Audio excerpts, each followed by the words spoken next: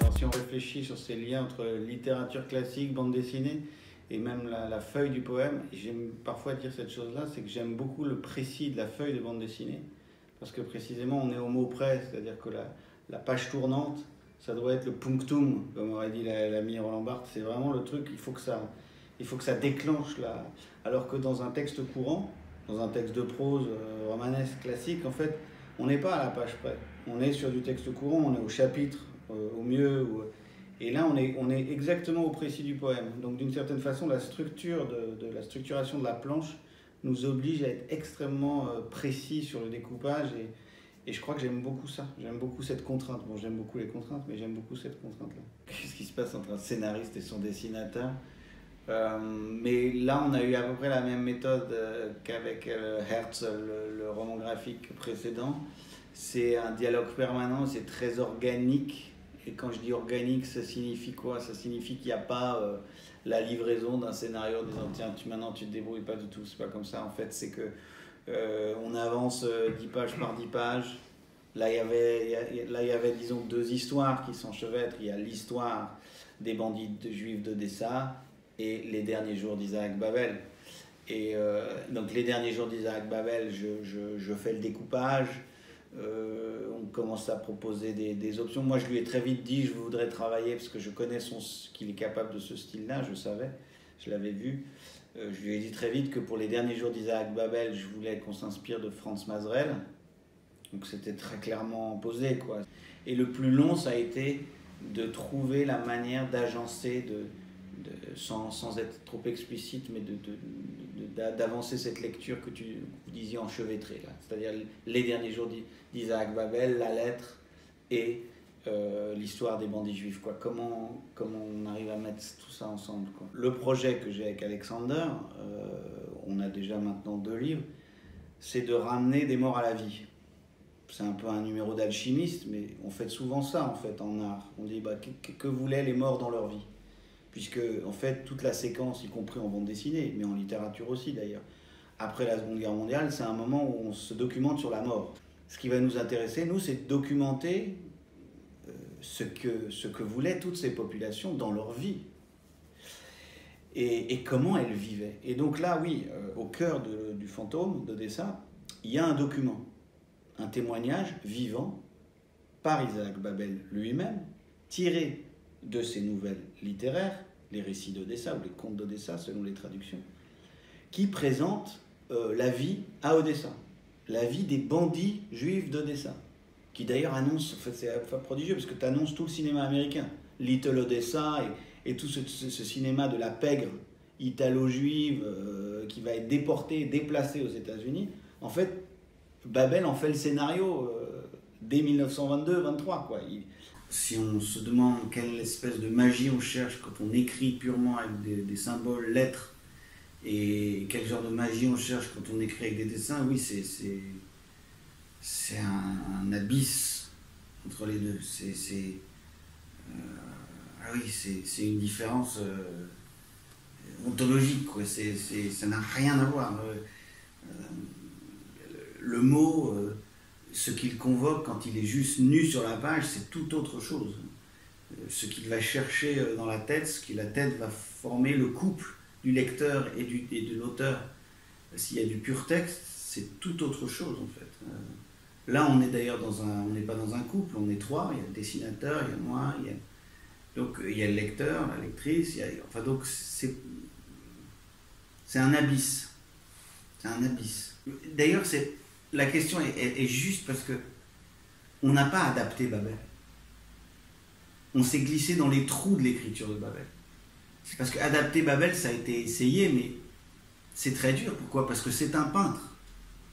Quand il écrit, c'est un génie des mots, de toute façon, donc il te donne la scène.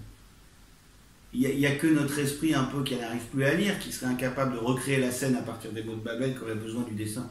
Mais en fait, tu lis Babel, tu n'as pas besoin de dessin. Quand il t'écrit dans l'histoire de mon pigeonnier, la façon dont dans les pogroms antisémites de 1905, le pigeon est écrasé sur son visage et qu'il est en train de mourir, il y a les gouttes de sang, le montrer, ce serait obscène. Tu n'as pas besoin de le montrer, ce serait ridicule, en fait. Et pourquoi? Parce qu'il te le donne par le langage. Le langage fait tout. Et donc là, quand tu dis, bon, on travaille avec lui sur sa vie, et que tu passes au dessin, au contraire, là, tu vas glisser dans l'immontrable. C'est-à-dire ce qui ne pouvait pas être dit. Les derniers jours d'Isaac Babel, il ne les a pas décrits. Son passage par les prisons, il ne l'a pas fait. Le scénario pour Sergei Eisenstein, il n'a pas été mis en scène par Sergei Eisenstein. Donc tu vois, on va dans les trous de l'histoire. Non, oui, alors on parle de la structure de la page avec cette image centrale et ce récit qui se déploie autour. Bon, déjà, c'était dans les discussions, on cherchait justement comment est-ce qu'on enchevêtre des plans. Et oui, bon, il y a dans tout mon travail, de toute façon, on retrouve toujours, il y a des structures, alors qu'on pourrait qualifier de talmudiques, mais bon, effectivement, tu as des enchevêtrements de strates, de récits, de textes, etc. Bon, après, ça reste des images, hein. On n'est pas dans le Talmud, c'est du texte. Mais j'y pense moi souvent parce qu'on travaille avec des outils où c'est des images qui s'ajoutent à d'autres images, du texte qui s'ajoute à d'autres textes. En fait, c'est un processus de création assez classique. Simplement, oui, dans la tradition juive, il y a ça. Il y a une connaissance assez profonde du fait que le sens, les histoires, la narration, ça avance comme ça. C'est-à-dire qu'il y a la Mishnah, et autour il y a la Gemara, et puis après il y a les autres commentaires, et c'est des strates de textes qui s'ajoutent à d'autres textes. Et tu retrouves ça, oui, c'est vraiment une feuille Photoshop, c'est ça, c'est une image qui s'ajoute à une autre image, qui s'ajoute à... Enfin, il y a cette logique des Ebene, des strates et tout ça. Après, j'avais pas à l'esprit ça, je me disais pas, tiens, on va faire une bande dessinée talmudique. Peut-être que c'est là où on arrive. Mais j'avais en tête d'essayer, enfin de trouver la solution graphique pour enchevêtrer les plans. Donc là, par exemple, il y a un truc qui me passionne dans les deux plans, c'est que tu as une temporalité, la ligne de l'arrestation, par exemple, si on va avec le début, l'arrestation de Babel, et au centre, il y a une ellipse, il y a un flash forward, quoi. On est devant puisqu'il est déjà en prison en train d'écrire la lettre. Donc le récitant, le narrateur, a pris de l'avance en quelque sorte. Et donc j'aimais beaucoup cette percée de l'image centrale, et justement ce que ça permettait, parce que tu as des moments où ça se synchronise. C'est une part essentielle de ma vie d'essayer de comprendre qu'est-ce que la blessure nous dit. Comment est-ce qu'en partant de là où ça fait le plus mal, que ce soit la mort, que ce soit la douleur, que ce soit dans mon cas même des paralysies dont j'ai souffert et dont je souffre encore, qu'est-ce que ça arrive à nous dire? Et donc je l'ai fait, mais je l'ai fait même d'avant, hein, dès mes premiers livres, Le Être et le Boulot, c'était déjà une méditation sur la tristesse européenne. Je parlais de la chute du mur de Berlin, je parlais de la disparition du Yiddishland, de tout ce judaïsme européen. Quelle histoire se raconte depuis la mort, depuis les morts, comment les morts nous continuent à nous parler? Ça, c'est vraiment devenu une question de survie et de vie pour moi, c'est ça. Et je retrouve ça avec Herzl, le livre graphique précédent. Hein. Ça partait d'un suicide. Hein. Ilya Brodsky, dans les premières pages, se suicide. C'est clairement... il y a aussi la logique du testament. Hein. Qu'est-ce qu'on laisse en mourant? Et là, avec Babel, c'est encore ça. Quelle lettre je laisse à ma fille en sachant que je vais mourir, moi, Isaac Babel?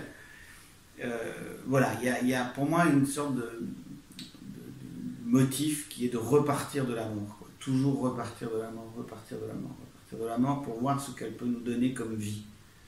Ça, c'est... ou comme revie, je dis parfois, revie.